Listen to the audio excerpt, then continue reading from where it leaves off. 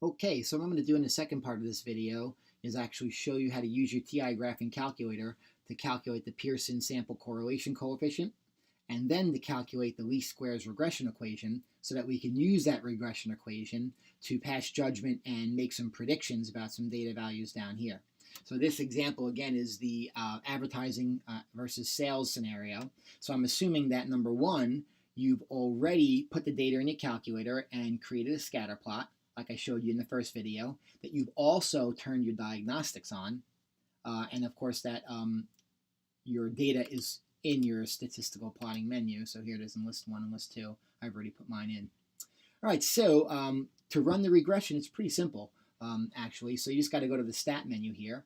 And if you push stat, remember option 1, which is edit. This is where you edit your list data. The linear regression menu isn't actually the calculate menu, so you just got to move over one menu to the right. You've already experienced using 1-bar stats. That was big in chapter 3, obviously, to crunch all the statistics. The linear regression stuff actually is option 4 and option 8. Now, they really do the same thing. It's just that notice one says AX plus B, and the other one says A plus BX. It's really just a matter of how your textbook writes it. Our textbook happens to write it in this format here, A plus BX. So that's the one that we're going to use. So I'm going to choose option 8 by hitting number 8 here. And notice it brings it back home. And notice it's blinking because it's waiting for us to tell it, where our data is at. So I put my data in list 1 and list 2. So you go second L1, and you put a comma, second L2. So run the regression on list 1, comma, list 2. So again, L1 and L2, the keys for them are above here, and you have to hit second function. You might have the new version of the calculator, which I believe it just says X list and Y list. And then you obviously have to say L1 and L2. All right, so once you do this, you just hit enter. And notice, it gives you the regression equation, y equals a plus bx. Our textbook writes this as y prime equals a plus bx. So there's the y-intercept right there, 28.645 ... Notice there's a bunch of decimals. Here's the slope, 13.8996. Here's r squared, which is called the coefficient of determination. And here's the value for r, the correlation coefficient. So let's go back over here and look at what this is asking us. Now, we already did part A in an earlier video. So part B says, find the Pearson sample correlation coefficient r. All right, so we already have this. So r equals 0.89, obviously. So I'm rounding the 2 decimals just to make life easy for us. All right, so now, it says, what does R tell you about the strength of this relationship? Well, I mean, we kind of already looked at the scatter diagram and saw that, this was a pretty good positive relationship. But now going back to the R value, what this does is, this is a really strong positive linear correlation. This is upwards of, let's just say for argument's sake, it's 0.9 essentially, right? So an R value of 0.8 or 0.9 is a very strong correlation.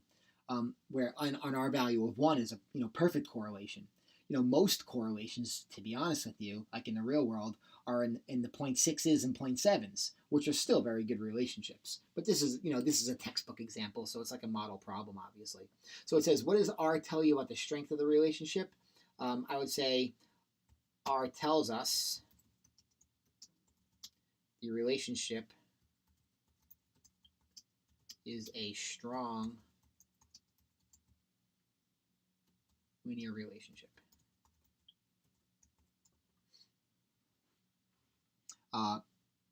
Maybe we should add the word positive in there too. Strong positive linear relationship. We already mentioned that the relationship was positive just by looking at the scatter diagram, but there are many correlations that with the data trends in a downward fashion, right? This one goes upward, so it's positive. When we read scatter diagrams, you read them from left to right. So as you read from left to right, what does the trend of the data do? All right, so there's part B. So let's check out question C. It says, find the least squares regression equation. All right, well, here it is right here. Y equals a plus bx, and it tells me a and b. All right, for ease, let's just keep 2 decimal places. So this will say y prime equals a, which is about 28.65. 28.65 plus the y-intercept, which is 13.9 times x. Now, this was a little weird, the rounding, right?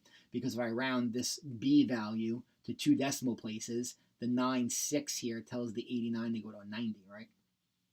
All right, so find the least squares regression equation. All right, so here we have it. Y prime equals 28.65 plus 13.9x. Now, don't forget, that 28.65, it's in thousands of dollars, as is the sales. That 13.9 is in thousands. So in other words, that 28.65, really, when you take that decimal point and move it 3 places to the right, that's $28,650.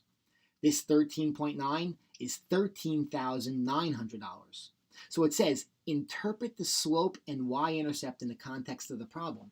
All right, so let's just talk about this for a second. We don't need to write all this down in here. We can just talk and get a general idea of what this is saying. Well, let's talk about the slope first of all. So the slope, which is 13.9, think about what that means. In other words, if we put a value of 1 in for the x, now 1 meaning 1 for sales, right? But 1 is in thousands, so that's just $1,000, right? So we put $1,000 in for the x, which would mean a value of 1. Then what happens? Well, 1 times 13.9 is 13.9, and we know that means $13,900. So what does that mean? Every time you spend $1,000 on sales, on advertising costs, right? Your X. Every time you spend $1,000 for advertising costs, you would expect your sales to go up by that 13.9. So spend $1,000 on X, $13,900 is what your sales will increase by. All right, now let's talk about the y-intercept, 28.65, which we know that means $28,650. All right, so now how do we interpret that? Well, imagine x was 0. If x was 0, this whole chunk right here would just go away, right? Because that 13.9 times 0 would be 0, and all that would be left is this. In other words, if you don't spend any money on advertising dollars at all, you're still expected to make $28,650 in sales. All right, and then so in other words, you're starting at about $28,650 in sales, and then for every $1,000 you spend, you grow or increase your sales by $13,900. Now it's weird because these are decimals and we're talking about thousands of dollars, so that's why it kind of feels a little odd. But the idea of the y-intercept is that's the value that you would predict if you don't have anything over here. And then for every 1 that you spend on the x, this number here, that 13.9, tells you how much it goes per 1. How much the increase is or decrease. This one's going uphill, so it's an increase.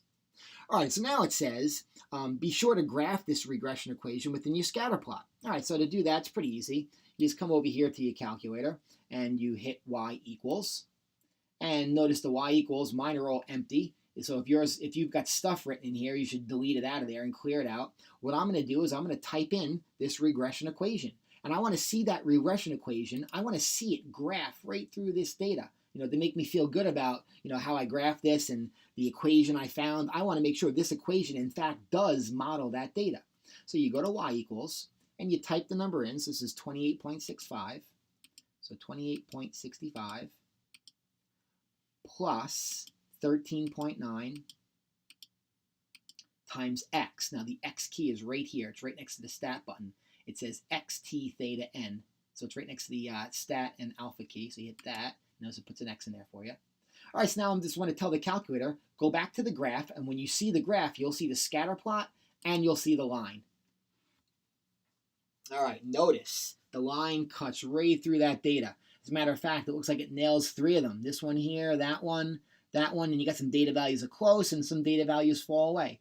This is what we call the best fit line for this data. All right, so to rehash letter C here, we found the equation.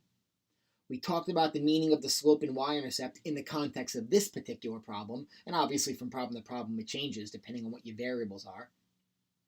Then we graph this to see what this looked like in terms of how it passes through the data. This just ensures that we feel good about our data set and know we did the right thing in terms of finding this equation. All right, so I'll cut this short here so that we don't spend too much time on this. And in the next video, I'll show you how to go ahead and crunch these values D through G. Thanks for watching.